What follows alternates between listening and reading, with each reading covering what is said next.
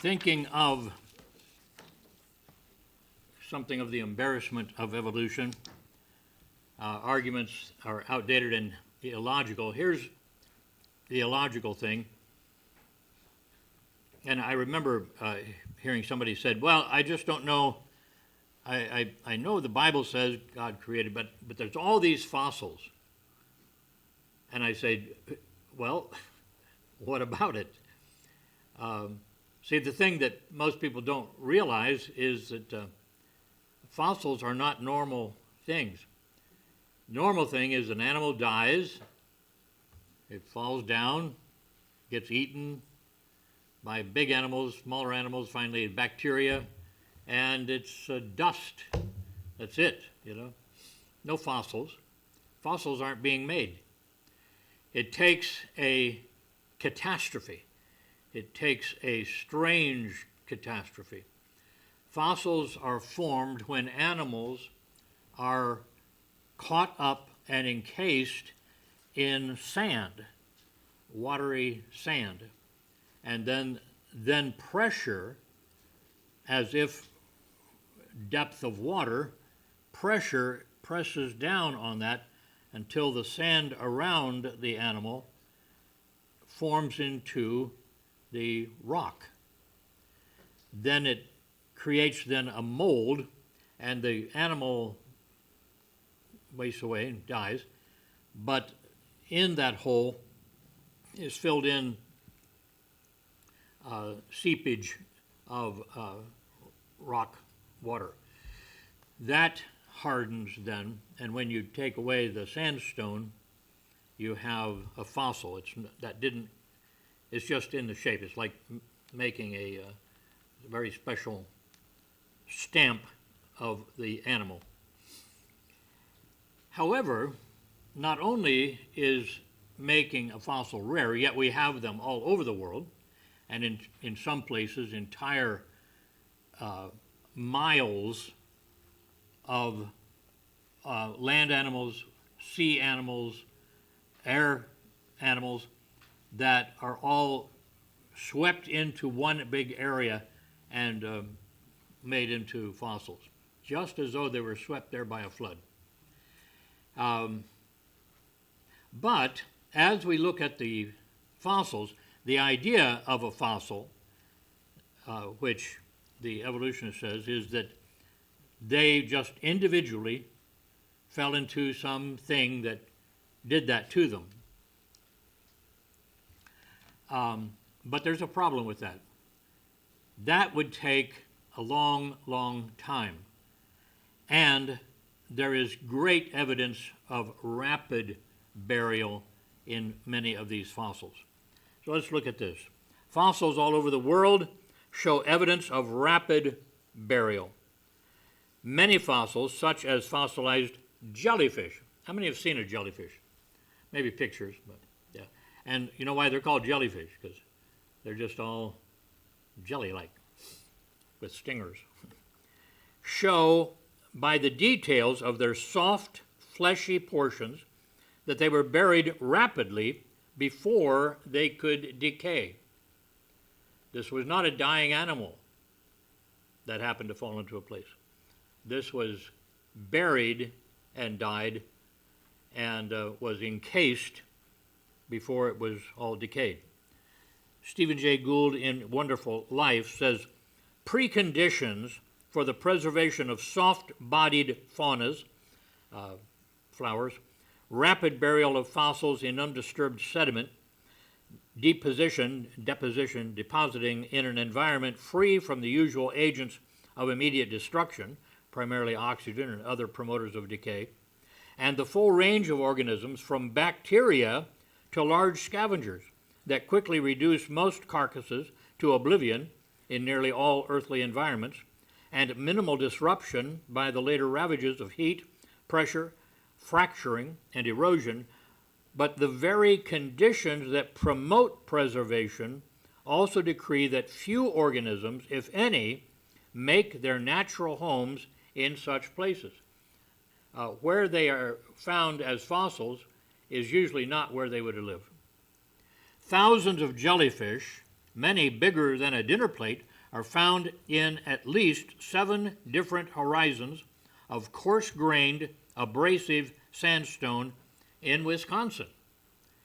Not the place you normally go to look for jellyfish, Wisconsin. Geology, Volume 30, James Hagedorn talks about that. Coarse grains slowly covering a jellyfish would allow atmospheric oxygen to migrate in and produce rapid decay. Jellyfish wouldn't last long in coarse sand. Burial in clay or mud would better shield an organism from decay.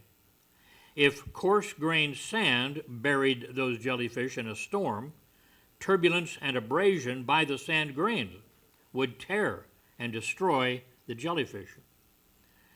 So it can't be the way they say, natural conditions, just accidental. Charles Darwin recognized the problem of finding fossilized soft-bodied organisms, such as jellyfish. He wrote, quote, "No organism wholly soft can be preserved." That on page 330, Origin of Species. Once again, a prediction of evolution is seen to be wrong. Normally, dead animals and plants quickly decompose. The presence of fossilized remains of many other animals buried in mass graves, lying in twisted and contorted positions, suggests violent and rapid burials over large areas. And 3 places are cited. Press Greylois, very like a whale. Sunderland, whatever that book was. David Starr Jordan, A Miocene Catastrophe, Natural History. Hugh Miller, The Old Red Sandstone, or New Walks on an Old Field. It was Harold G. Coffin, Origin by Design, who said, "These observations, together with the occurrence of compressed fossils and fossils that cut across 2 or more layers of sedimentary rock, are strong evidence that the sediments encasing these fossils were deposited rapidly, not over hundreds of millions of years. Furthermore, almost all sediments that form today's rocks were sorted by water. The worldwide fossil record is, therefore, evidence of rapid death and burial of animal and plant life by a worldwide catastrophic flood. The fossil record is not evidence of slow change." Let me show you some interesting pictures.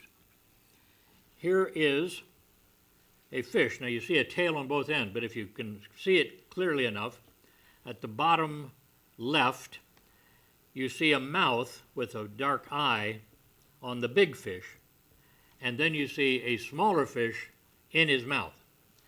This is a fish that was catching, ready to eat a fish, when boom, the flood hit him, encased him in the sand, and pressed him down, and he died. I almost find it sweet that God, killing these animals that hadn't sinned, just did so very quickly. They had to die. There was no ark that would take all the fish, and many of the fish would have lived anyway. But what we're seeing here is a fossil of a fish swallowing a fish. Burial and fossilization must have been quite rapid to have preserved a fish in the act of swallowing another fish. Mid-gulp. Thousands of such fossils have been found. Here's another one, a bigger one. This is where he already got the swallowing done. That dark spot in the middle, that's another fish inside him.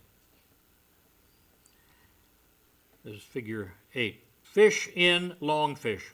In the belly of the above 14-foot long fish is a smaller fish, presumably the big fish breakfast. Because digestion is rapid, fossilization must have been even more so. Faster than he could dissolve his breakfast, he is pressed into a fossil. Here's another one with a fish inside. We don't see that fish very well. Again, it's a dark thing. fish in curved fish. The curved back shows that this fish died under stress, pressed into that curved shape. And the last one is not a fish, but the wing of a dragonfly. Now, can you see the details of that, the little threads and so on? This wing is 1.5 feet long.